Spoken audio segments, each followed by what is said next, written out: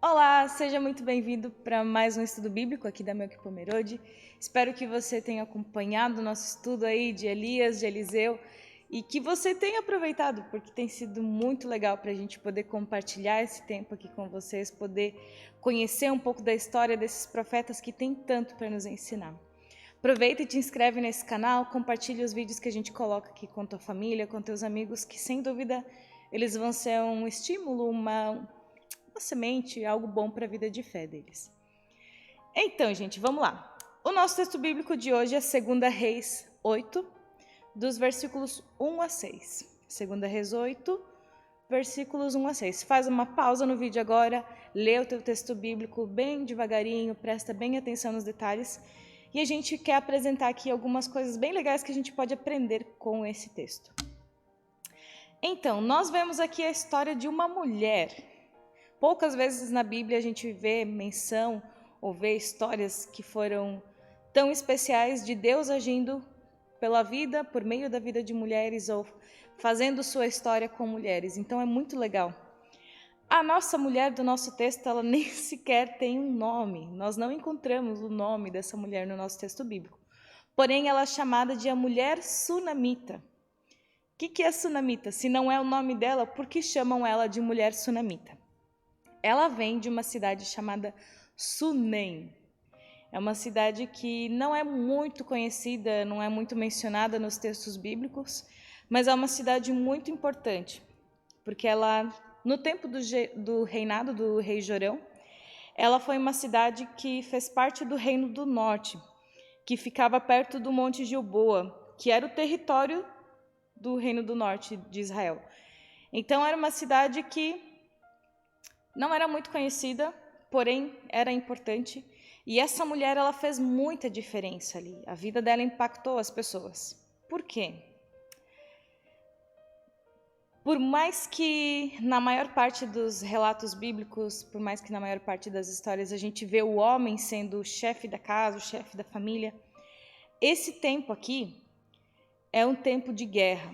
É um tempo em que as coisas estavam complicadas nesse âmbito político.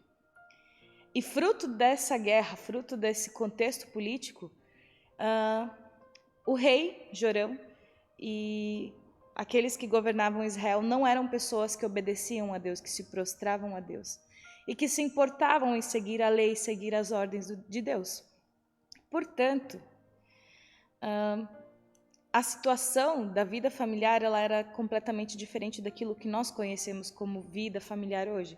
Os homens eles eram intimados a ir para a guerra, a cuidar da questão política, a cuidar do reinado e tudo mais. E as mulheres precisavam, então, dar conta de cuidar das finanças da família, da própria família, da manutenção das coisas. E essa mulher, a mulher sunamita, ela se destaca justamente por isso. Porque, além de ser uma mulher com poder dentro da cidade, alguém muito conhecida e muito estimada, ela era uma mulher de fé. Dentro de um povo que já havia esquecido ao Senhor, dentro de um reinado que não se dobrava diante de Deus, ela se destaca por ainda guardar a fé, por ainda cultuar a esse Deus que é o Deus vivo. Porém, o povo, de uma forma geral, ele está passando por um tempo de crise, porque a crise em Israel, a crise para o povo de Deus, ela sempre acontece para que o povo acorde, para que eles tenham esse start e despertem para aquilo que está acontecendo. Sempre que o povo se desvia para a idolatria, sempre que o povo vai para um caminho equivocado, Deus permite que alguma crise aconteça. Política, de fome, de seca, para que o povo perceba que precisa se voltar para Deus novamente. E o que acontece no nosso texto aqui? É que o povo ele passa por uma grande seca e, portanto, com isso vem a fome. E isso faz com que o povo precise olhar para si mesmo e perceber aquilo que está acontecendo. Porém, essa mulher, ela é guardada. Um homem chamado Geazi sugere para Eliseu que essa mulher, ela precisa não só mudar de lugar, ser guardada por Deus, como também ser abençoada por um filho, porque ela já tinha muita idade e ela ainda não tinha a sua família completa, por dizer assim. Então, muitas coisas acontecem nesse texto. Essa mulher, ela é direcionada para uma cidade pagã, por dizer assim, uma cidade que é governada pelos filisteus, que é fora do reinado de Israel, e não tem cabimento para a gente pensar que Deus cuidou, que Deus enviou essa mulher para um território estrangeiro e lá guardou a ela. E lá permitiu que ela tenha sido preservada por causa da sua fé. Nós conhecemos, pelo relato bíblico, que os filisteus sempre tiveram seus conflitos com o povo de Israel. Por mais que isso tenha acontecido dessa forma, foi em meio aos filisteus que essa mulher foi preservada e que ela pôde receber bênção de Deus, cuidado de Deus, em meio a uma crise, em meio a uma situação difícil. E o Eliseu, ele anuncia a essa mulher que ela teria um filho. E de fato, se você observa o texto bíblico, ela é abençoada com um filho. Então, muitas coisas acontecem. Ela tem a vida preservada por Deus, ela é abençoada com um filho, que é algo muito importante, como a gente já comentou em alguns outros estudos. Ter filho, ter descendência, ter família, ter aqueles que vão dar continuidade de si, significa ter herança. Significa, inclusive, mais ter um filho do que ter posses, do que ter dinheiro. Então, quando essa mulher ela é abençoada com um filho, ela se sabe amada, guardada e protegida por Deus. Porém, nem tudo acontece como ela quer, nem tudo acontece como o previsto, como a gente imagina que deveria ter sido a história. O filho dela vem a morrer, porém, Deus não deixa ela sozinha. Porém, Deus não permite que esse seja o fim da história. Deus traz o seu filho de volta à vida, mostrando para ela o seu cuidado, mostrando para ela quem que é o Deus vivo, quem que é o Deus que faz a seca virar abundância, que faz a morte se transformar em vida. Esse Deus que transforma a realidade. E a partir dessa história, dessa situação, desse contexto todo, a gente pode aprender algumas coisas. Porque o empregado de Eliseu, o Geazi, ele volta para Israel e ele sabe de tudo isso que acontece e ele tem a possibilidade de testemunhar a respeito daquilo que aconteceu. A própria mulher, depois de 7 anos vivendo fora do povo, ela volta para Israel e também tem a possibilidade de testemunhar a respeito das coisas que Deus fez na vida dela e com ela. Tem 3 palavras no nosso texto bíblico que ficam muito evidentes e que eu gostaria de perguntar de que forma essas palavras são vistas na tua vida, são entendidas e compreendidas por ti.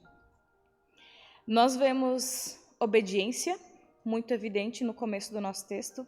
Nós vemos fé de uma mulher que vai contra a lógica humana de ser cuidada num povo estrangeiro, contra a lógica humana de que, mesmo sendo uma mulher com certa idade, ela já pudesse ter um filho.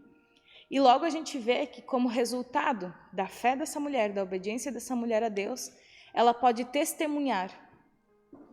Minha pergunta para você é: a tua fé tem te levado a obedecer a Deus e tem te permitido testemunhar a respeito das coisas que Deus faz na tua vida?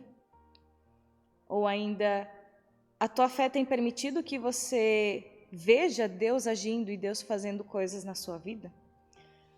Eu sei que esse texto ele é bem distante da nossa realidade, é uma realidade que é até bem difícil de compreender por causa disso.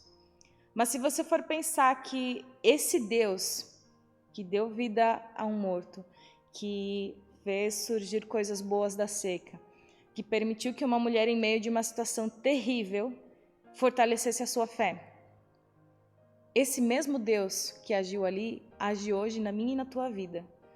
A tua fé tem permitido que teus olhos vejam essas coisas? Ou você tem sido como o povo de Israel, que tem se dobrado a outros deuses, que tem idolatrado a outras coisas, ao dinheiro, ao trabalho, à agenda, à popularidade, tantas outras coisas que a gente coloca no lugar de Deus e quando a gente menos percebe, a gente deixa de testemunhar coisas grandes que Deus faz na nossa vida, porque a gente desviou o olhar daquilo que é certo, daquilo de quem a gente deveria estar focado. que é o nosso Deus. O meu desejo é que a tua fé, ela seja tão firme e tão clara, e que Deus te dê essa fé, que te permita obedecer e testemunhar as grandes coisas que Deus pode fazer na tua vida. Porque a nossa tarefa não é só viver, obedecer e fazer as coisas certinhas e bonitinhas como Deus quer.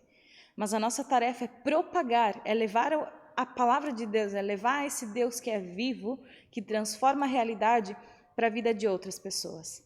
E isso só vai acontecer a partir dessas 3 palavrinhas: fé, obediência e testemunho.